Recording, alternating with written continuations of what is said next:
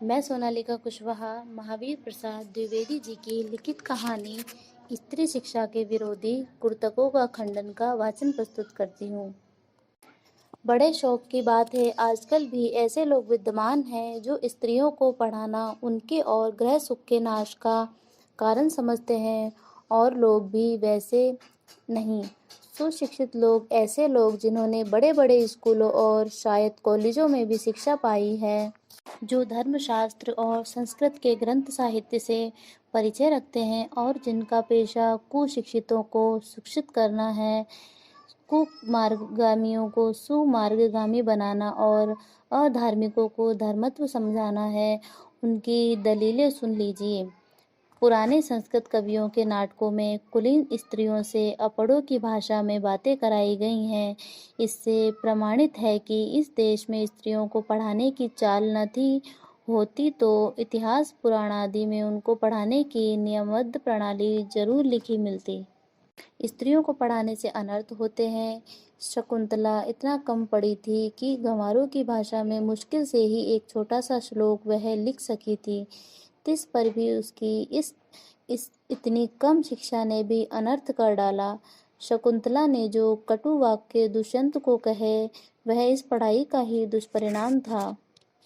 जिस भाषा में शकुंतला ने श्लोक रचा था वह अपड़ों की भाषा थी। अतएव नागरिकों की भाषा की बात तो दूर रही, अपड़ गंवारों की भाषा पढ़ाना स्त्रियों को बर्बाद करना है। इस तरह की दलीलों का सबसे अधिक प्रभावशाली उत्तर उपेक्षा ही है। तथापि हम दो चार बातें लिखे देते हैं। नाटकों में स्त्रियों का प्राकृत बोलना उनके अपड़ होने का प्रमाण नहीं, अधिक से अधिक इतना ही कहा जा सकता है कि वे संस्कृत न बोल सकती थी। संस्कृत न बोल सकना न अपड़ होने का सबूत है और न गंवार होने का। अच्छा, तो उत्तरा चरित्र में ऋषियों की वेदांतवादिनी पत्नियां कौन सी भाषा बोलती थीं? उनकी संस्कृत क्या कोई गंवारी संस्कृत थी? भवभूति और कालिदास आदि के नाटक जिस जमाने के हैं, उस जमाने में शिक्षकों का समस्त समुदाय संस्कृत ही बोलता था। इसका प्रमाण पहले कोई दे ले, तब प्राकृत बोलने वाली स्त्रियों को अपड़ बताने का साहस करे। इसका क्या सबूत कि उस जमाने में बोलचाल की भाषा प्राकृत न थी? सबूत तो प्राकृत के चलन के ही मिलते हैं। प्राकृत यदि उस समय की प्रचलित भाषा न होती तो बौद्धों तथा जैनों के हजारों ग्रंथ उसमें क्यों लिखे जाते, और भगवान शाक्य मुनि तथा उनके चेले प्राकृत ही में क्यों धर्मोपदेश देते। बौद्धों के त्रिपिटक ग्रंथ की रचना प्राकृत में किए जाने का एकमात्र कारण रही है कि उस जमाने में प्राकृत की सर्वसाधारण की भाषा थी। अतएव प्राकृत बोलना और लिखना अपड़ और अशिक्षित होने का चिन्ह नहीं।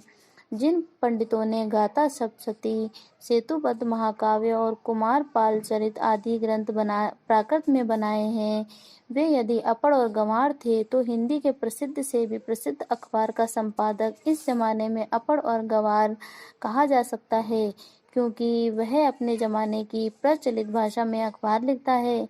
हिंदी, बांग्ला आदि भाषाएं आजकल की प्राकृत हैं। शोरसेनी, मागधी, महाराष्ट्री और पाली आदि भाषाएं उस जमाने की थीं।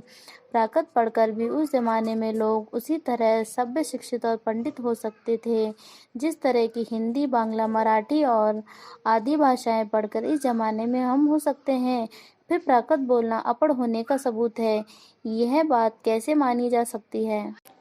जिस समय आचार्यों ने नाट्य शास्त्र संबंधी नियम बनाए थे, उस समय सर्वसाधारण की भाषा संस्कृत न थी। चुने हुए लोग ही संस्कृत बोलने या बोल सकते थे। इसी से उन्होंने उनकी भाषा संस्कृत और दूसरे लोगों तथा स्त्रियों की भाषा प्राकृत रखने का नियम कर दिया। पुराने जमाने में स्त्रियों के लिए कोई विश्वविद्यालय न था। फिर नियमबद्ध प्रणाली का उल्लेख आदि पुराणों में न मिले तो क्या आश्चर्य, और उल्लेख उसका कहीं रहा हो पर नष्ट हो गया हो तो। पुराने जमाने में विमान उड़ते थे, बताइए उनके बनाने की विधा सिखाने वाला कोई शास्त्र? बड़े बड़े जहाजों पर सवार होकर लोग द्वीपांतरों को जाते थे, दिखाइए जहाज बनाने की नियमबद्ध प्रणाली के दर्शक ग्रंथ। पुराण आदि में विमानों और जहाजों द्वारा की गई यात्राओं के हवाले देखकर उनका अस्तित्व तो हम बड़े गर्व से स्वीकार करते हैं, परंतु पुराने ग्रंथों में अनेक प्रगल्भ पंडितों के नामोल्लेख देखकर भी कुछ लोग भारत की तत्कालीन स्त्रियों को मूर्ख, अनपढ़ और गंवार बताते हैं। इस तर्कशास्त्रज्ञता और इस न्यायशीलता की बलिहारी वेदों को प्राय सभी हिंदू ईश्वरकृत मानते हैं, जो ईश्वर तो वेद मंत्रों की रचना तथा अथवा उनका दर्शन विश्वभरा आदि स्त्रियों से करावें और हम उन्हें ककहरा पढ़ाना भी पाप समझें। शीला और विद्या आदि कौन थी? वे स्त्री थी या नहीं? बड़े बड़े पुरुष कवियों से आदृत हुई हैं या नहीं? शालंगधर पंडित पद्धति में उनकी कविता के नमूने हैं या नहीं? बौद्ध ग्रंथ टिप्तक के अंतर्गत थेरी गाथा में जिन सैकड़ों स्त्रियों की पद्य रचना उद्धृत है, वे क्या अपढ़ थीं? जिस भारत में कुमारिकाओं को चित्र बनाने, नाचने, गाने बजाने, फूल चुनने, हार गूंथने और पैर मलने तक की कला सीखने की आज्ञा थी, उनको लिखने पढ़ने की आज्ञा न थी। कोई विज्ञ ऐसी बात मुख से निकालेगा और कोई निकाले भी तो मानेगा कौन?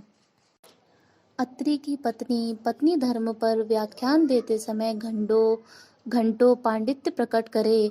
गार्गी बड़े बड़े ब्रह्मवादियों को हरा दे। मंडन मिश्र की सहधर्मचारिणी शंकराचार्य के छक्के छुड़ा दे। गजब! इससे अधिक भयंकर बात और क्या हो सकेगी?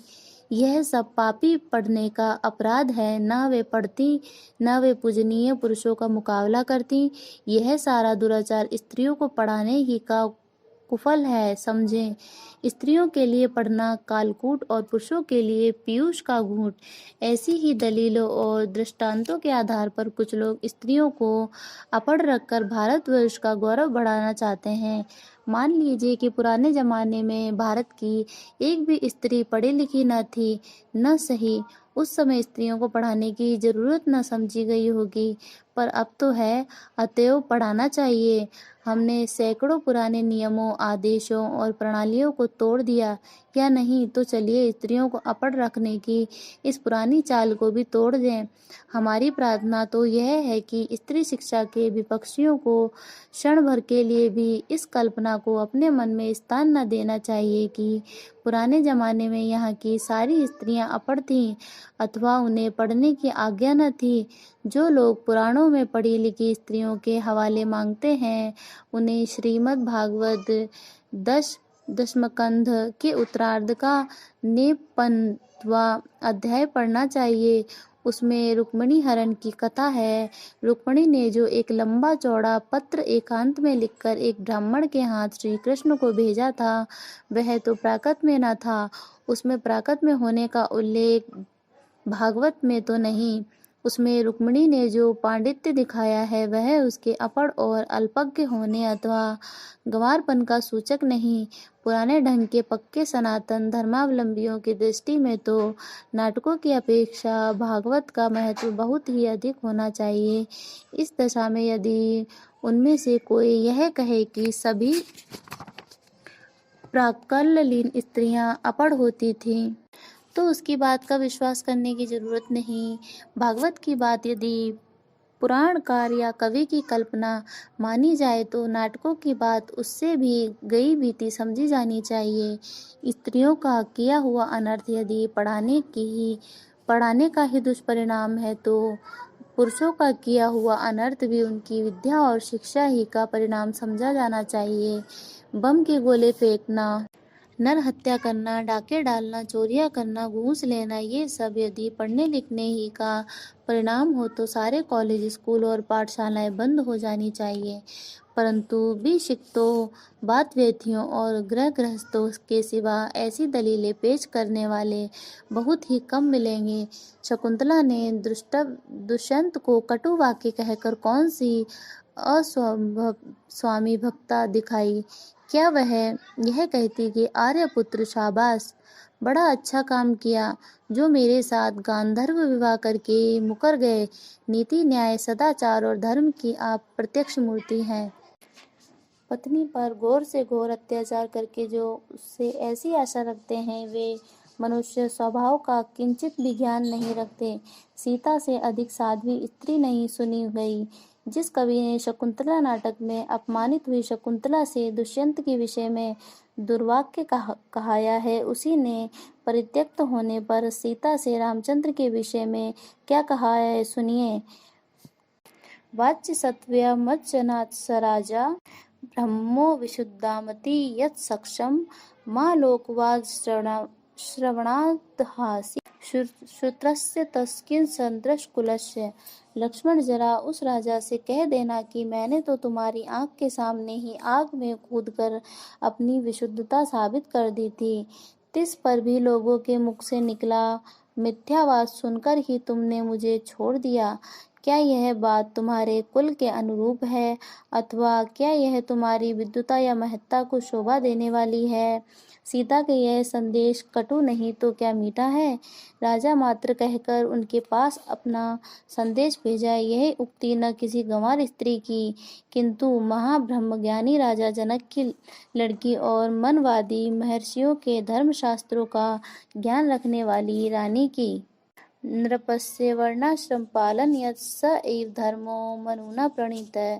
सीता की धर्मशास्त्रज्ञता का यह प्रमाण वही आगे चलकर कुछ ही दूर पर कवि ने दिया है। सीता परित्याग के कारण वाल्मीकि के समान शांत, नीतिज्ञ और क्षमाशील तपस्वी तक ने असत्यव मनुर राजते में कहकर रामचंद्र पर क्रोध प्रकट किया है। अतएव शकुंतला की तरह अपने परित्याग को अन्याय समझने वाली सीता का रामचंद्र के विषय में कटु वाक्य कहना सर्वथा स्वाभाविक है। न यह पढ़ने लिखने का परिणाम है, न गंवारपन का, न अकुलीनता का। पढ़ने लिखने में स्वयं कोई बात ऐसी नहीं जिससे अनर्थ हो सके। अनर्थ का बीज उसमें हरगिज नहीं। अनर्थ पुरुषों से भी होते हैं, अपढ़ों और पढ़े लिखे दोनों से। अनर्थ दुराचार और पापाचार के कारण और ही होते हैं, और वे व्यक्ति विशेष का चाल चलन देखकर जाने भी जा सकते हैं। अतएव स्त्रियों को अवश्य पढ़ाना चाहिए। जो लोग यह कहते हैं कि पुराने जमाने में यहाँ स्त्रियां न पढ़ती थी अथवा उन्हें पढ़ने की ममानियत थी, वे या तो इतिहास से अभिज्ञता नहीं रखते या ज्ञान पूछकर लोगों को धोखा देते हैं। समाज की दृष्टि में ऐसे लोग दंडनीय हैं, क्योंकि स्त्रियों को निरक्षर रखने का उपदेश देना समाज का अपकार और अपराध है। समाज की उन्नति में बाधा डालना है। शिक्षा बहुत व्यापक शब्द है, उसमें सीखने योग्य अनेक विषयों का समावेश हो सकता है। पढ़ना लिखना भी उसी के अंतर्गत है। इस देश की वर्तमान शिक्षा प्रणाली अच्छी नहीं। इस कारण यदि कोई स्त्रियों को पढ़ाना अनर्थकारी समझे तो उसे उस प्रणाली का संशोधन करना या कराना चाहिए। खुद पढ़ने लिखने को दोष न देना चाहिए। लड़कों की ही शिक्षा प्रणाली कौन सी बड़ी अच्छी है? प्रणाली बुरी होने के कारण क्या किसी ने यह राय दी है कि सारे स्कूल और कॉलेज बंद कर दिए जाएं? आप खुशी से लड़कियों और स्त्रियों की शिक्षा की प्रणाली संशोधन कीजिए। उन्हें क्या पढ़ाना चाहिए, कितना पढ़ाना चाहिए, किस तरह की शिक्षा देना चाहिए और कहाँ पर देना चाहिए, घर में या स्कूल में, इन सब बातों पर बहस कीजिए, विचार कीजिए। वे आवे जिसो कीजिए, पर परमेश्वर के लिए यह न कहिए कि स्वयं पढ़ने लिखने में कोई दोष है, वह अनर्थकर है, वह अभिमान का उत्पादक है, वह गृह सुख का नाश करने वाला है। ऐसा कहना सोलहों आने मिथ्या है।